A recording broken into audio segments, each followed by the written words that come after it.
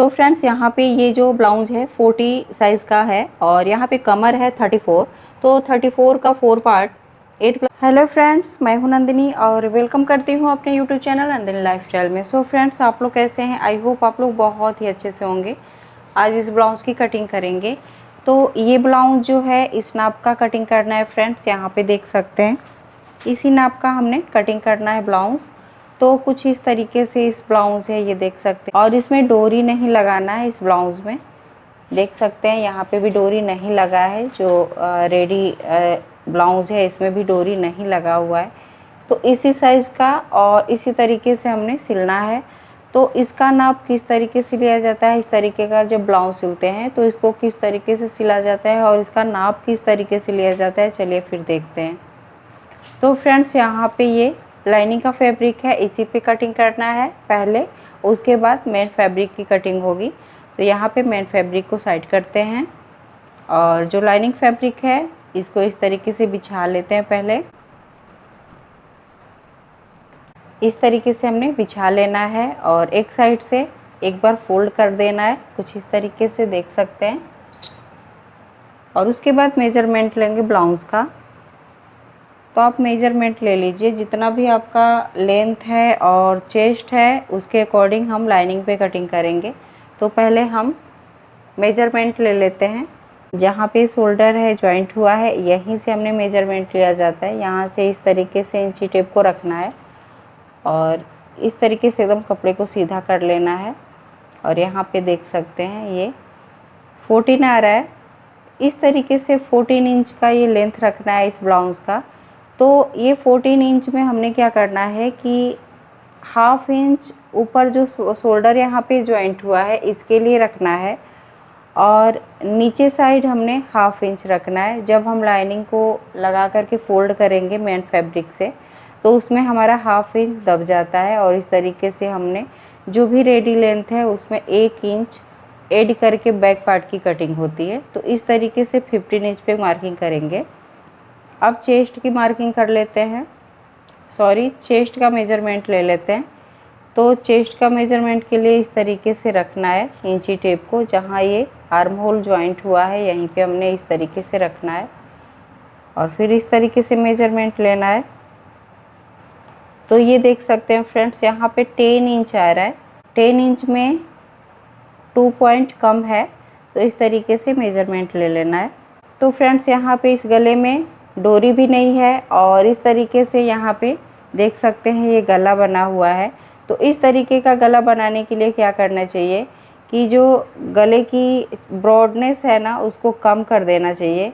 और देख सकते हैं यहाँ पे 2 इंच पे गला बना हुआ है और इस तरीके से नीचे से हमने क्या करना है कि ब्रॉड थोड़ा सा रख सकते हैं। जैसे 2 इंच यहाँ पे लेना है तो नीचे हमने 2.25 इंच पे आप कटिंग कर सकते हो। तो चलिए फिर हम पहले कटिंग कर लेते हैं, किस तरीके से कटिंग करना है चलिए फिर देखते हैं।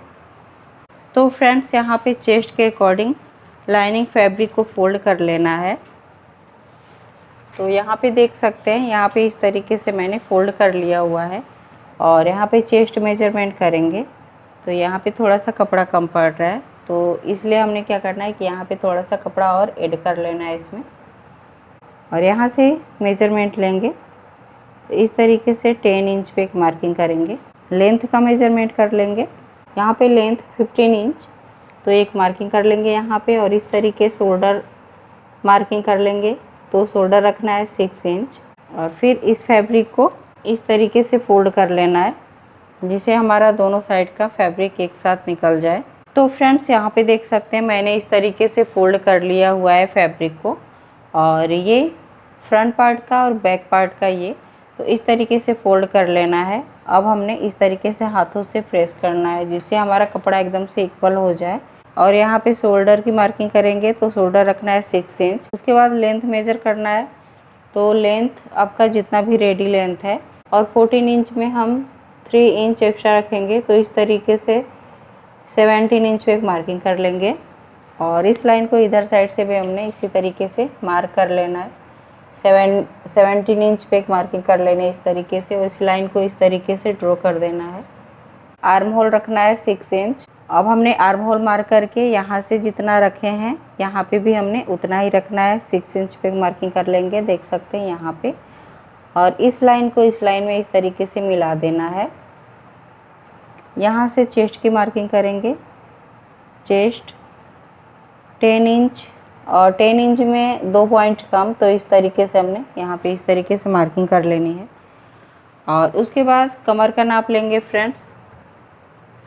तो फ्रेंड्स यहाँ पे ये जो ब्लाउज है 40 साइज़ का है और यहाँ पे कमर है 34। तो 34 का 4 पार्ट 8 + हाफ इंच और उसमें 1 इंच एक्स्ट्रा रखेंगे ये प्लेट का। और इसके बाद 2.5 इंच पे मार्किंग कर देंगे। आप 2 इंच पे भी रख सकते हैं, 2.5 इंच पे, मैंने 2 इंच पे ही रखा हुआ है। यहाँ पे 2 इंच पे मार्किंग कर देंगे, ये मार्जिन रहेगा। और यहाँ पे भी 2 इंच पे मार्किंग कर देंगे। इस तरीके से एक लाइन ड्रॉ कर लेंगे। अब यहाँ पे गले की मार्किंग करेंगे। तो गले में हमने क्या करना है कि गले में पाइपिंग डालना है, बैक और फ्रंट दोनों में, जिससे हमारा गला गिरे नहीं। और जब हम पाइपिंग डालते हैं फ्रेंड्स, तो पाइपिंग को खींच करके डालते हैं, जिससे हमारा गला गिरता नहीं है। अब यहाँ पे गले की मार्किंग कर लेते हैं फ्रेंड्स। इस तरीके से गले की लंबाई रखनी है, जितना भी आपका रेडी लेंथ है गले का, उसमें हाफ इंच ऐड करके हमने गले की लंबाई रखनी होती है। क्योंकि जब हम शोल्डर ज्वाइंट करते हैं तो उसमें हमारा हाफ इंच चला जाता है। तो इस तरीके से मार्किंग करनी होती है। तो यहाँ पे गले की लंबाई रखनी है 7 इंच, जिससे हमारा रेडी जो गला तैयार होगा 6 + हाफ इंच का। इस तरीके से मार्किंग कर लेनी है। और इधर साइड भी हमने इस तरीके से मार्किंग करके एक लाइन ड्रॉ कर लेना है। 1 इंच का हमने इसमें गोलाई मार्क दे देना है।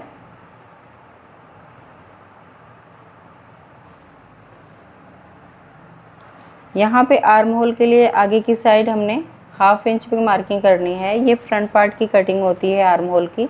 इस तरीके से मार्क करके एक लाइन तिरछा निकाल लेंगे। और इसके बाद इस तरीके से हमने लाइन ड्रॉ कर लेना है। यहाँ से 1.5 इंच ऊपर साइड और यहीं से 2 इंच पे मार्किंग कर लेंगे।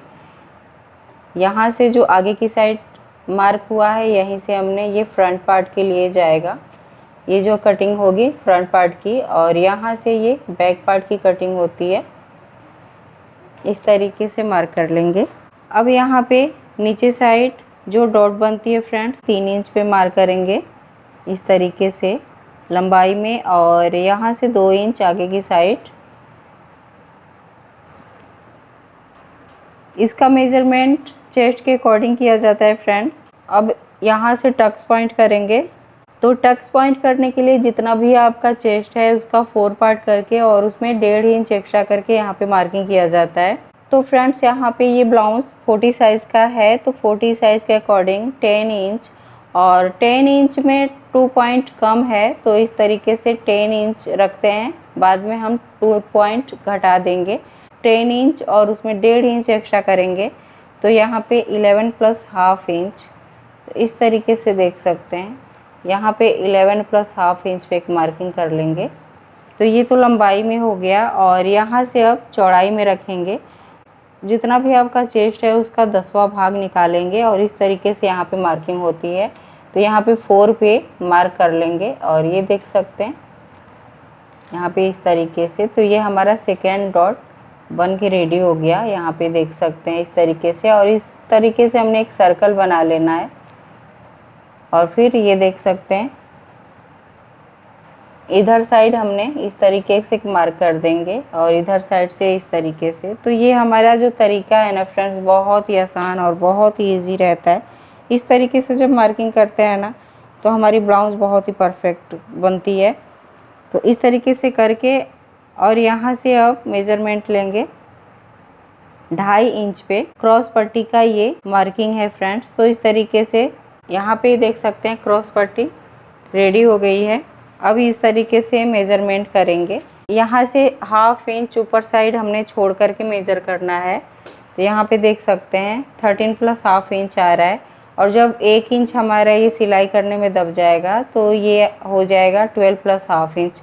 अब यहाँ पे देख लेते हैं कि इसका क्रॉस पट्टी कितने पे आ रहा है।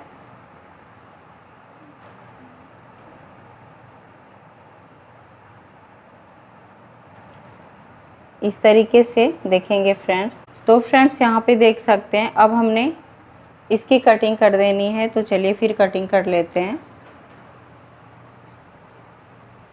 तो फ्रेंड्स यहाँ पे देख सकते हैं बैक और फ्रंट दोनों की मैंने कटिंग कर लिया हुआ है। अब स्लिप्स की कटिंग करेंगे, तो चलिए फिर स्लिप्स की कटिंग कर लेते हैं। तो फ्रेंड्स ये जो बचा हुआ फैब्रिक है इसी से हमने स्लिप्स की कटिंग करनी है। तो यहाँ पे स्लिप्स छोटी पड़ रही थी इसे नापने पे, तो यहाँ पे मैंने जॉइंट लगा लिया हुआ है और ये देख सकते हैं यहाँ पे इस तरीके से जॉइंट लगा करके एक बार मैंने फोल्ड कर लिया हुआ है। ये 2 फोल्ड का देख सकते हैं यहाँ पे, और एक बार और फोल्ड करना है इस तरीके से,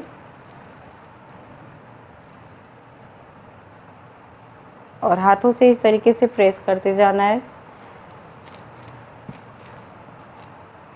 जो भी एक्स्ट्रा फैब्रिक है उसकी कटिंग करके निकाल देनी है फ्रेंड्स। यहाँ पे देख सकते हैं मैंने जो जॉइंट लगाया हुआ था उसका थोड़ा सा एक्स्ट्रा फैब्रिक है, इस तरीके से हमने कटिंग कर देनी है।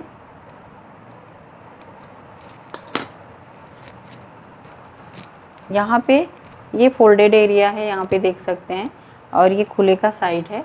तो अब हम मेजरमेंट करेंगे यहाँ से। तो आपको जितना भी आपका चौड़ाई रखना है यहाँ पे मेजरमेंट करना है। तो यहाँ पे चौड़ाई में रखना है ब्लाउज़ को 7 + ½ इंच, और ब्लाउज़ की लंबाई रखनी है 6 इंच। तो यहाँ पे 7 इंच पे एक मार्किंग कर लेंगे इस तरीके से, देख सकते हैं ये पूरा जो फैब्रिक है 7 इंच का ही है। तो इस तरीके से हमने एक मार्किंग कर लेनी है, और यहाँ पे पूरे को एक बार मेजरमेंट देखेंगे इस तरीके से यहाँ से। तो ये देख सकते हैं 7 इंच आ रहा है।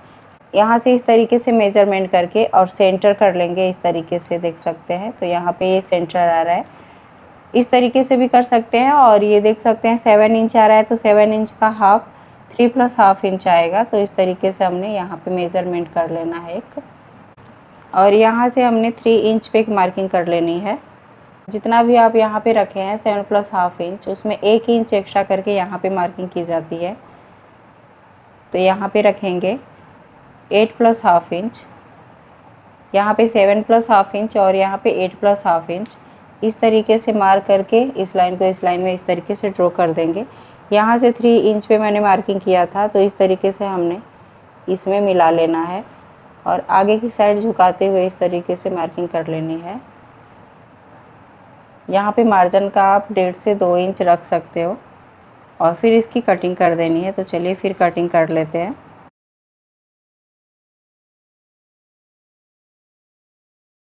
तो फ्रेंड्स यहाँ पे देख सकते हैं स्लिप्स की कटिंग हो चुकी है। या अब मेन फैब्रिक की भी कटिंग कर लेते हैं। तो ये जो मेन फैब्रिक है कुछ इस तरीके से देख सकते हैं यहाँ पे।